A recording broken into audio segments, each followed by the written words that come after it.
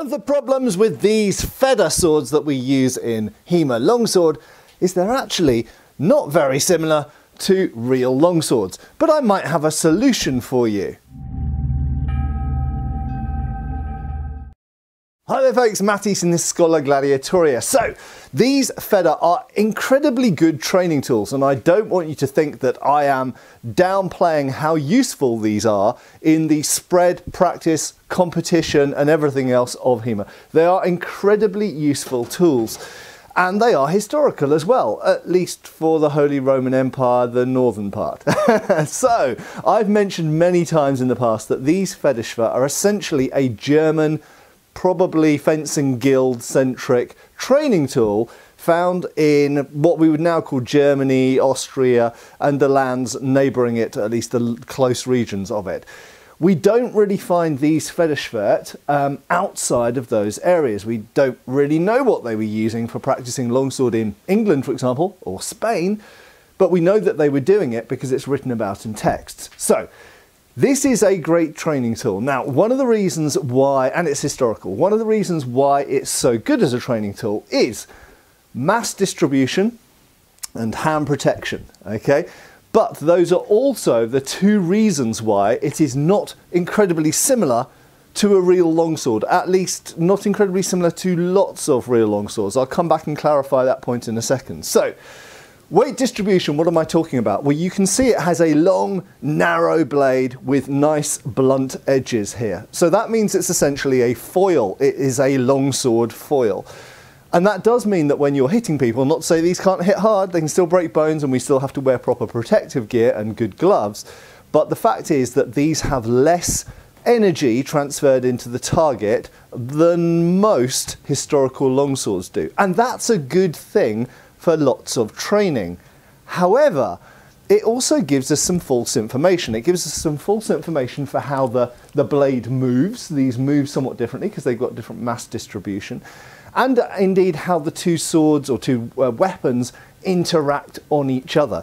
And remember, it's not always necessarily longsword versus longsword. You might sometimes be fencing against a mesa or perhaps even a rapier or maybe a polearm of some kind. So, these are great trading tools, particularly when used against each other. They are also relatively safe, and I'm absolutely certain that FEDER will remain, at least in the foreseeable future, the standard competition tool for international longsword competitions because they have a lot of advantages. I mentioned hand protection, so you will notice that medieval longswords don't have an awful lot of hand protection inherently. They've just got a crossguard. Some people use side rings, but these are of course a 16th century thing. Most FEDER don't have those, and in fact they're not allowed in some competitions because points can get stuck in them and they're an unfair advantage and various other reasons. So, we have this Schild, as it's called in. Now, Schild is the German term for it because it's a German weapon. Schild means shield. Now, I've often made the argument that one of the reasons for having this mass here is to some degree simulate the feeling of weight in the blade that we are lacking because of the very narrow blade. Some people argue with that, that's fine, that is still my opinion. However, it is also clear that one of the primary purposes of the shield, is to protect the hands. So if I grab an Easton sabre here for a second, just for demonstrational purposes, it means that if your hand is not very well protected down here, you'll have gloves on obviously, it means that if a blade slides down, it either hits and catches on this shield or is diverted away from the hand. Now for safety, that's a really, really useful thing. Obviously, closed hilts and complex guards, we avoid that issue because we've got those hilts on them. But with this type of medieval sword, very useful to have that protection there.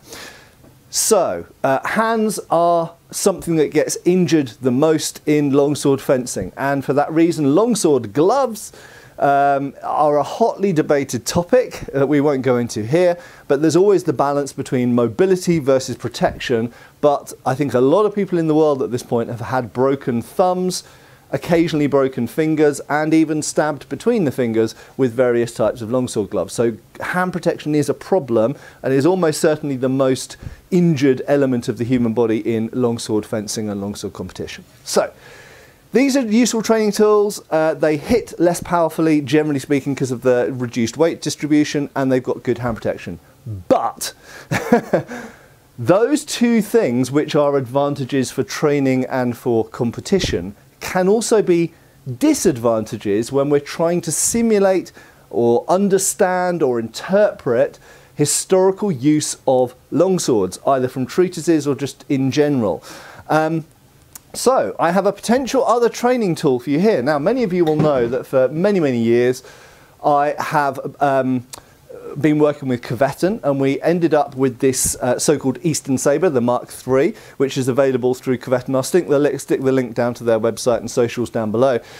This is, as far as I'm aware, the biggest selling HEMA sabre in the world to date, and moreover, it is the biggest selling product that Coveton have ever made by quite a big margin. So it's been successful. Now, one of the keys to the success of this blade is this hollow ground blade that has a number of advantages. That means that you can have a broader blade that is not overly heavy, but still has thick edges. We weren't the first people to do this. In fact, this very blade was inspired by original examples that I have in a box over there behind the camera of the British Army 1864 pattern gymnasium or aka practice sabre. So this was inspired heavily by that and based on that in terms of weight, weight distribution, distal taper, flex, everything else. So this is a great blade. We choose a roll tip. You can choose spatulate tips, and opinions vary on the best type of tip. But basically it's blunt, it's got good flex, it's got good edge durability, it's got a broader edge which spreads more force, but it has weight taken out of the centre with a broad fuller. So it's a good idea. So I basically went to Coveton and said, look, this blade is tried and tested, works fantastic with sabres. Why don't we apply it to longswords? So yes, that's absolutely fine. But there's one other thing I want to do. I want to make a longsword that's a little bit more like a real longsword in terms of use and fencing. So, what is a real longsword? Well, obviously longswords vary a lot. This is an extreme example, but this is one-to-one exact replica of a sword in the Royal Armouries. And I can tell you, this is a lovely, beautifully moving, wonderfully handling, and awesome and fearsome sword, but it doesn't handle very much like a FEDER. Clearly you can see the blade doesn't look very much like a FEDER because it's designed for lopping things, it's designed for chopping. Now, admittedly, a blade, if you just took this and blunted it, it would hit pretty hard. Okay, so we have to make some concessions to training purposes. And we also have to admit there are different types of longsword. That is just one type. This is another type from similar time period that is a tapered blade, more designed for thrusting.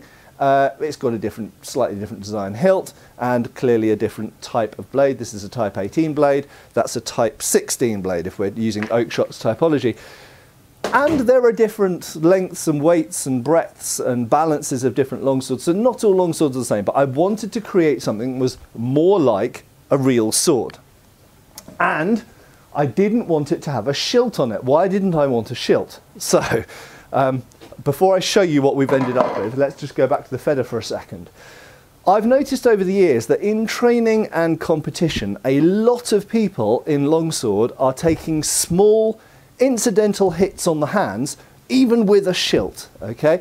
So number one, people are relying on the shilt to protect their hands because the blade's stopping or deflecting there, when if they did the exact same thing without a shilt, they'd be hit in the hand, okay? So clearly being hit in the hand when you're doing Belosfechten or unarmoured fencing is a bad thing. A hit in the hand could completely incapacitate you as far as swordsmanship is concerned. You might be able to still grapple or perhaps, I don't know, use a dagger or something, but your fencing ability would immediately drops off. As someone who has had their hand badly injured during fencing, I can tell you, I couldn't have continued fencing after that point. My hand didn't work anymore. And that wasn't a sharp blade, that was just a broken bone.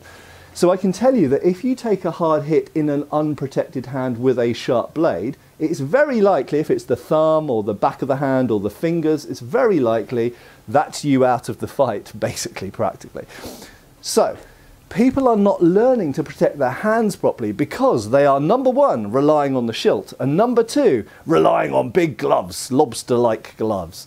And I have to say, I see a lot of incidental hits that get overlooked by judges or just in club sparring, where people are kind of like, oh, you know, that was just a glance off the hand, we won't really count that.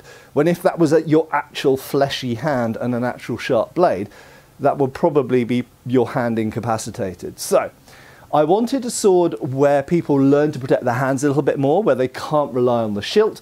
Also, the shield is a German thing. There's no evidence for it in France, Spain, Italy, England, all of these other places. So I wanted a sword that was a better simulator for a sword.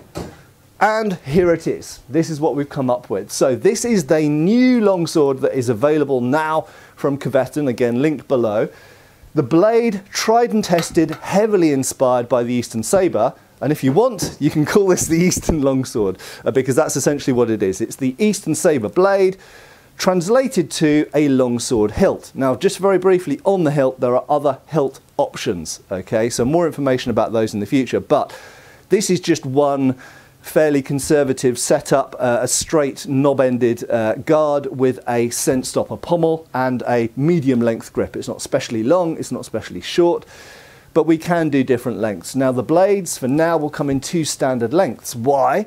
Because different blade lengths work better for different systems, in my opinion, and a lot of people who practice Fiore like a slightly shorter blade. So some people might see this as a Fiore FEDER, which is not exactly what it is, and it's not the exact intention, but I do come from a background of Fiore and Vardi, so Italian longsword if you want to call it that, more than Lichtenau. If you're doing Lichtenau, I'm absolutely certain that you'll probably predominantly want to continue using a FEDER, but I know a lot of people doing Fiore or Vardi who don't want to use a standard FEDER because it doesn't fit with their system. It's not part of their lineage, it's not part of their tradition.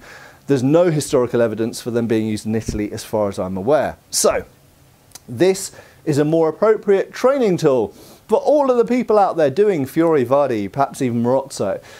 Number one. Number two, a lot of people who are doing German longsword might like, for the reasons that I've explained in this video, to try using something that's more like a sword.